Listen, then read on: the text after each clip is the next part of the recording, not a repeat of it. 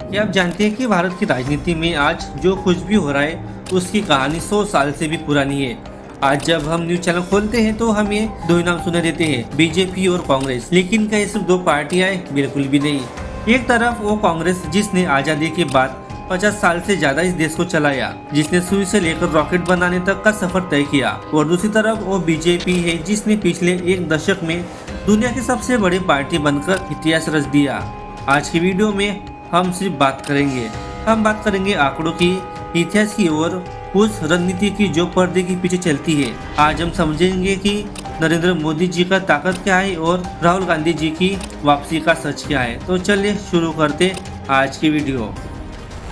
सबसे पहले कांग्रेस की बात करते हैं। कांग्रेस का जन्म 1885 में हुआ था। गांधी जी, नेहरू जी, पटेल ये वो नाम थे जिन्होंने इस पार्टी को खड़ा किया। आजादी के बाद नेहरू जी ने भारी इंडस्ट्रीज और संस्थानों पर ज्यादा जोर दिया, IIT, एम्स बनाए। इंदिरा गांधी जी ने भी बैंकों का राष्ट्रीयकरण किया और गरीब हटाओ का नारा दिया।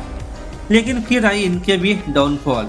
सबसे बड़ा रीजन था परिवारवाद। जनता के मन में बात घर कर गई कि पार्टी सिर्फ एक ही परिवार की इर्द गिर्द घूमती है। और सेकेंड, भ्रष्टाचार के मामले। 2010 से लेकर 2014 के बीच आए घोटालों ने पूरी पार्टी की इमेज की वाट लगा दी। थर्ड है हवाबाजी।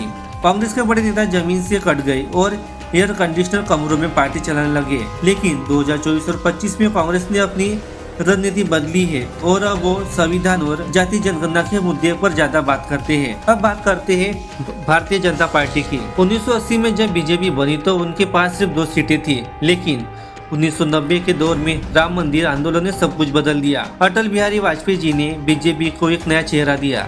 लेकिन 2014 के बाद नरेंद्र मोदी जी के आने के बाद बीजेपी एक इलेक्शन मशीन बन गई। बीजेपी के जीत के 3 बड़े पिलर है।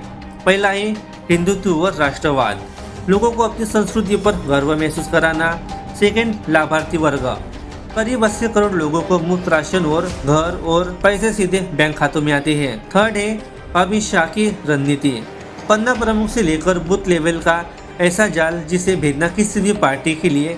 बीजेपी के कार्यकर्ता साल के 365 दिन इलेक्शन के मूड में रहते हैं। राजनीति सिर्फ भाषणों से नहीं, काम से चलती है। बीजेपी कहती है कि हमें डिजिटल इंडिया बनाया, हमने 40 करोड़ जनधन खाते खोले और हमने 370 हटाकर कश्मीरियों को मुख्य धारा में जोड़ा। उनका मॉडल है मजबूत इंफ्रास्ट्रक्चर और टेक्नोलॉजी। वही कांग्रेस अब न्याय की बात करती है।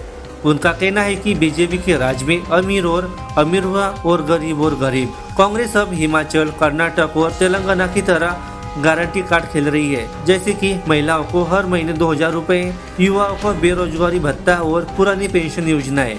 ये सब फोकट का है या फिर विकास का?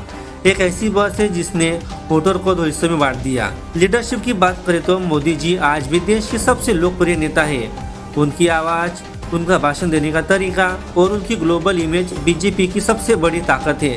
लोग कहते हैं कि नरेंद्र मोदी जी नहीं तो कौन। दूसरी तरफ है राहुल गांधी जी। सालों तक उन्हें पप्पू कहकर मजाक उड़ाया गया, लेकिन भारत जोड़ो यात्रा ने उनकी छवि बदल दी। आज वो एक सीरियस नेता के रूप में उभर रहे हैं, जो सीधे जनता के बीच आते हैं। अब मुकाबला एक अनुशासित प्रधानमंत्री या एक जनता के बीच रहने वाला विद्रोही नेता का है। 2026 की राजनीति अब इन 2 चेहरों की टक्कर पर टिकी है। तो दोस्तों, हमने देखा कि बीजेपी के पास संगठन है, पैसा है और एक मजबूत नेतृत्व है। वही कांग्रेस के पास होने को कुछ भी नहीं है और एक नई ऊर्जा के साथ वापसी कर रहे हैं। भविष्य क्या होगा ये तो अपनी जानकारी जाने। जब आप अगली बार वोट देने जाए तो सिर्फ नारों पर न जाए, ये देखें कि आपकी जेब, आपके बच्चों की शिक्षा और आपके देश की सुरक्षा के लिए कौन बेहतर है, बीजेपी या फिर कांग्रेस। इन दोनों के बीच का संतुलन ही भारत को आगे ले जाएगा। आपको क्या लगता है, क्या 2029 में बड़ा बदलाव होगा या फिर कमल की रफ्तार जारी रहेगी? कमेंट में अपनी राय